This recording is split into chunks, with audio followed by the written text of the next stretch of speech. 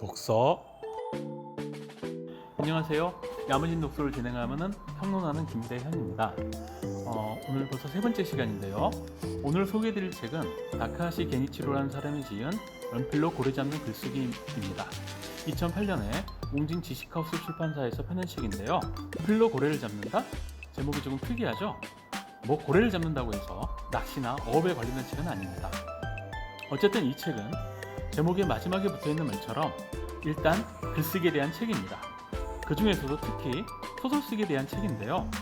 제가 일단이라는 표현을 사용한 이유는 이 책이 우리가 예상하고 있는 글쓰기에 대한 다른 책들과 분명히 결이 다르기 때문입니다. 요즘 글쓰기 책이 많이 유행하고 있죠. 가히 열풍이라도 불러도 될 정도 같은데요. 특히 요새는 SNS라든지 1인 미디어가 굉장히 활성화된 상황이라 그런지 예전에 비해 자신의 생각을 정돈된 글로 펼쳐보고 싶은 분들이 참 많은 것 같습니다. 한 유명 서점에 등록된 글쓰기 책이 대략 3,000종에 가깝다고 해요. 그 기사를 보고 저도 놀라서 마침 이 양재도서관에 찾아봤더니 거의 서가 한쪽 면이 글쓰기에 대한 책으로 가득 차 있더라고요. 그만큼 글쓰기에 대한 사람들의 관심이 높다는 이야기겠죠. 그런데 이런 책들을 보면 조금 아쉬울 때가 있습니다. 그 책들을 살펴보면 대부분 기승전결을 뚜렷하게 하세요 라든지 어미를 정확하게 사용하시오 이런 식으로 이른바 우리가 글쓰기의 정석이라고 생각하는 것들을 다루고 있는데요. 내용도 좋고 또 명색이 글쓰기식이다 보니까 문체도 좋아서 책이 시키는 대로 따라가면 분명히 도움이 될 것 같습니다. 문제는 이런 책들을 읽고 그대로 따라하면 정말 좋은 글을 쓸 수 있을까? 라는 의문이 조금씩 든다는 것이죠. 오해를 피하기 위해서 조금 더 정확히 말하자면 그 책들이 시킨 대로 따라가면 어디에 내놔도 딱히 흠잡을 데 없는 이른바 나쁘지 않은 글을 쓸 수 있을 것 같긴 합니다. 하지만 그렇다고 과연 좋은 글을 쓸 수 있을까라는 확신은 잘 들지 않는다는 거죠.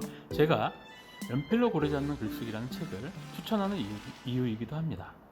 이 책은 다른 책들처럼 독자들에게 글쓰기 또는 소설쓰기를 가르치지 않습니다. 그저 처음부터 끝까지 왜 글쓰기가 재미있는지, 소설과 노는 것이 얼마나 재미있는지에 대해서 이야기하고 있을 뿐이지요. 이 책의 저자 다카하시 게니치로는 소설가이자 문학평론가인데요. 이른바 포스트모던 기법으로 현재 일본 문학을 대표하는 작가 중에 한 사람입니다. 우리나라에도 우아하고 감상적인 일본 야구, 존 레논대 화성인이라는 정말 특이한 제목을 가진 소설들로 나름 두터운 매니아층을 가지고 있는 작가이기도 한데요. 특히 일반인보다 작가들이 더 좋아하는 작가이기도 합니다. 이분이 또 조금 특이한 이력을 가지고 있는데요. 젊은 시절에 학생운동에 참여하다 경찰에 체포됐었나 봐요. 거기서 심한 고초를 겪은 뒤에 말을 하지 못하는 실어증에 걸렸습니다. 그 후로 10년간 말을 하지 못하고 자동차 공장, 철공소 등 주로 언어보다는 신체를 사용하는 노동에 종사하다 꾸준한 글쓰기를 통한 재활훈련으로 다시 소설가로 자리 잡게 됩니다. 그래서 어쩌면 이 책은 본인의 체험담이라 볼 수도 있을 것 같습니다. 이제 본격적으로 책의 내용을 소개해 드릴 텐데요. 책은 크게 전반부의 기초편과 후반부의 실천편으로 나누어져 있습니다. 이렇게 말씀을 드리니까 이상한 생각이 드실 텐데요. 아까 앞에서 이 책이 다른 글쓰기 실용서들과 분명히 다르다고 했는데 기초편과 실천편이라니, 사실 기초와 실천 이런 말이 붙으면 본격적인 실용서 같은 느낌이 나는데요. 그런데 다시 한번 강조하지만 이 책은 다릅니다. 기초와 실천은 그저 가져다 붙인 것에 지나지 않습니다. 실제로 저자가 기초편에서 전하는 글쓰기 또는 소설쓰기의 첫 번째 힌트는 바로 아무것도 하지 않기입니다. 아니, 아무것도 하지 않기라니, 지금 막 내가 글을 쓰려고 이렇게 의욕으로 충만해 있는데 도대체 이게 무슨 말이야? 라고 하실 분이 계실 것 같아서 책의 내용을 그대로 옮기면 아무것도 시작하지 않은 상태, 아직 한 글자도 쓰여있지 않은 상태를 충분히 마음껏 실컷 즐기자입니다. 이게 도대체 무슨 뜻일까요? 물론 여기에는 다 이유가 있습니다. 사실 저도 경험해본 일이기도 한데요.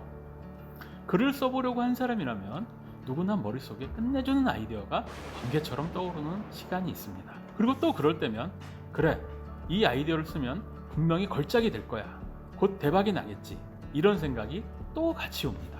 그러면 마음이 굉장히 조급해지게 됩니다. 지금 당장 이걸 쓰지 않으면 이 멋진 아이디어가 금방 사라질 것 같으니까요. 문제는 그 그런 아이디어를 가지고 컴퓨터 앞에 앉는 순간 시작됩니다.